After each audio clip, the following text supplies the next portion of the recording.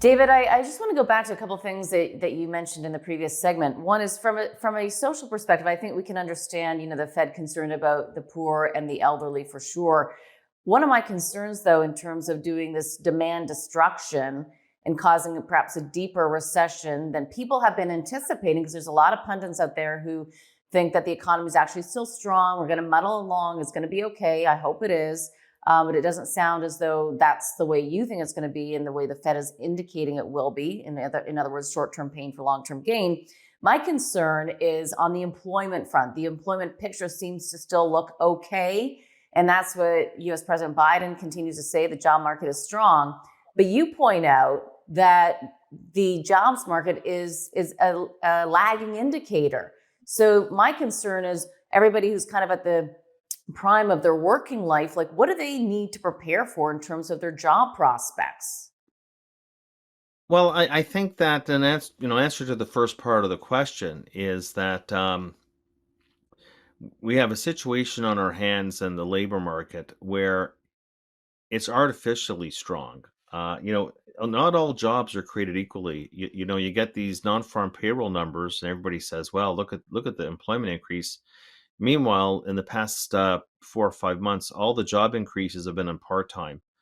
So companies are actually rationalizing on labor without firing anybody. Of course, that's the ultimate pain is firing somebody. But when you furlough somebody from full-time to part-time, or you cut the work week is down at about a 1.5% annual rate so far this year. It peaked last December.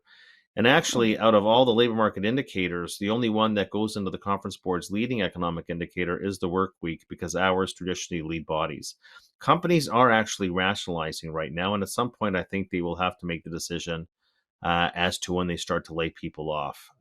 And you're seeing that in the Challenger hiring and firing announcement numbers, which are leading indicators that next year is going to be a completely different labor market. The Fed laid the cards on the table, Catherine, in their last set of forecasts at the last meeting. They told us that the unemployment rate in their forecast is going to 4.4%. 4.4%. People say, oh, that's still pretty low, but it's not about the level, it's about the change. Because right now we're 3.5%. And whenever you've had the unemployment rate go up 3 or 4 tenths or more from a cycle low, you're in an outright recession. Now, we're not there Mhm. yet, but the Fed gave us valuable information that next year they see the unemployment rate of 4.4. I think it's frankly going to be higher.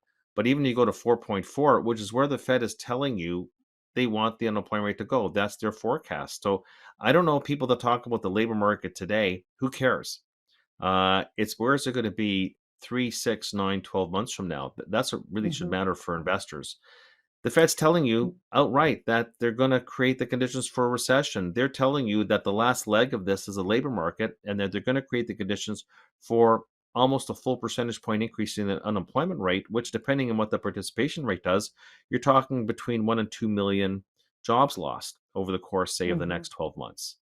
Mhm. And that's what And the Fed needs to see. The Fed wants to see demand growth subside. They want to ensure that wages do not get unmoored because of these inflation numbers. So I guess your point is quite, it is funny that I talked before about that all of a sudden Jay Powell is the resident social worker and talking about inflation as a social ill. At the same time, people are going to be thrown out of work. It's not going to be like the last recession or the one. No two cycles are the same. But we're not getting out of this without job losses. And we're not getting out of this without labor input going down. That is absolutely Mhm. necessary for the Fed, in its mind, to achieve its inflation goals and prevent the inflation from getting into a wage price spiral. I would say right now, that's their biggest concern. Recession is not their Mhm. biggest concern. Recession should be Joe Biden's biggest concern. It's not the Fed's biggest concern right now. It's actually something they'll need to get Mhm. the inflation rate back down to 2%, which is what they continuously tell us is their holy grail objective. Do you think, though, that the Fed, because this was getting priced into the market about a week ago when we had a nice rally, do you think the Fed will end up having to pivot because there is just too much pain, whether it's in the equity markets or the fixed income markets, the amount of debt that's been created over the past decade, and the interest payments on that debt globally for central bankers and sovereigns around the world? Do you think that they will end up pivoting and lowering N- rates. It doesn't sound like it, but Not a chance. Not possible. a chance. Not a chance. Maybe second. Not a chance. Something would have to break. I mean, you'd have to have a total dislocation in the financial markets, like what happened in the UK. Even in the UK, with the Bank of England gave really a band-aid on a wound for a couple of days, extending their QE. It would take actually nothing on the economy on a near-term basis. It would take really a financial accident for the Fed to pivot anytime over the near Okay. term.